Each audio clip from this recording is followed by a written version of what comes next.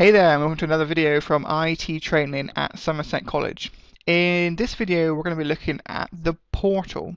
And you're already thinking, my goodness, what is the portal? Well, the portal is a website which allows us to access college IT systems from wherever you are in the world. Within reason. For example, it might not work in China because they have restrictions on web filtering, but that's a political discussion we don't want to get into.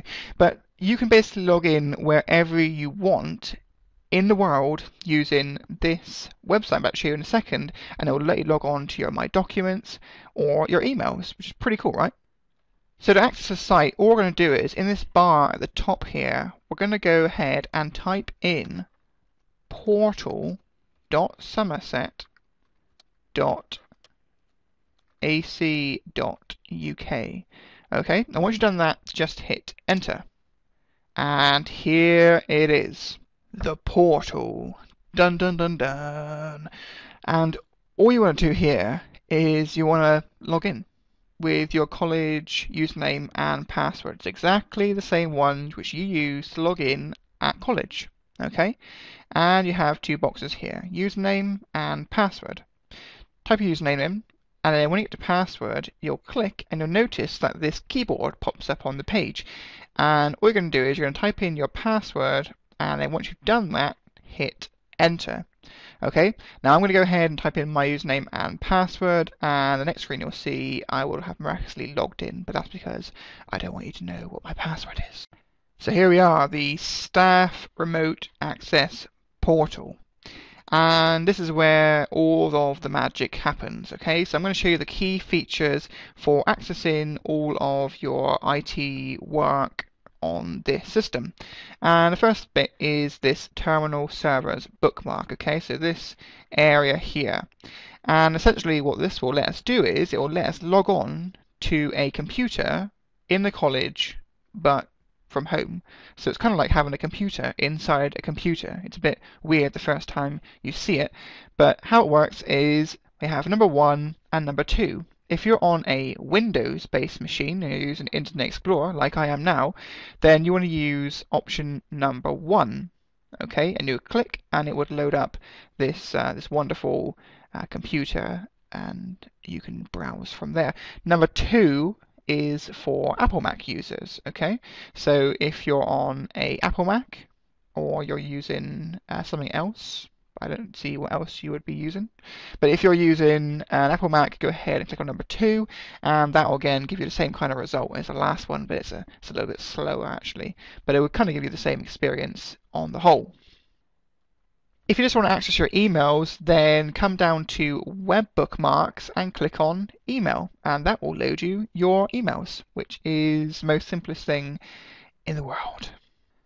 But if you're looking for the best experience, I recommend to use something which is called Smart Tunneling. Okay, Smart Tunneling.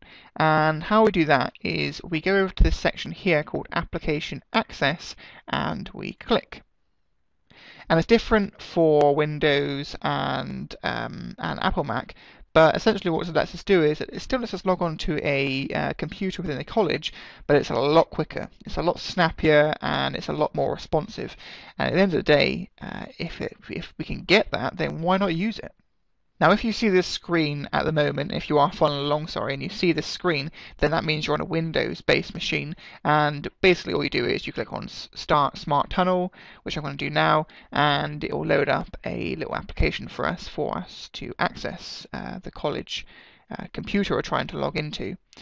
If you're on a Apple Mac, you'll have a little link which says RDC, and if you click on that one, you basically get the same kind of action. A little program will load up, and we can kind of go from there. So I'm going to go ahead and I'm going to click on Start Smart Tunnel. Okay, and it says the Smart Tunnel has been started. Now, if your program doesn't load up straight away, then what you want to do is you want to go to Start, All Programs, and this is for Windows users, Accessories, and then Remote Desktop Connection. Now I'm pretty sure that the Apple Mac side will just kind of load up automatically, which is brilliant, because that saves us a job. But if it doesn't, then you want to go ahead and go up to your Spotlight in the top right hand corner and search for remote desktop connection. I believe it's called. It might be called Windows Desktop Connection, but I'll leave a link in the bottom in this description of the video, and you can go ahead and download it or something like that. But yeah, once you've done that, you want to type in these words: scat-remote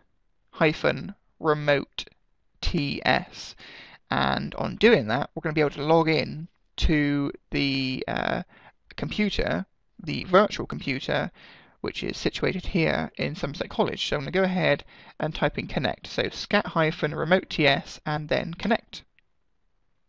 And now you can see I have kind of like a computer ready to log on within my computer, which I said at the start is quite magical actually the first time you see it. And you can go ahead and click on OK and you can log in. You might have to change this log on to SCAT, but then again you can go ahead and log in with the same credentials as you use at college, and you can access the computer the very same way you do when you're at college, which is fantastic. It means you're constantly connected to the college. And as I said, the Mac side of things works pretty much exactly the same way. So yeah, just go ahead, try it out when you're at home, and you'll be free to work at home as you wish. Yeah, that's all there is to it. Thanks for watching the video, and I'll see you next time.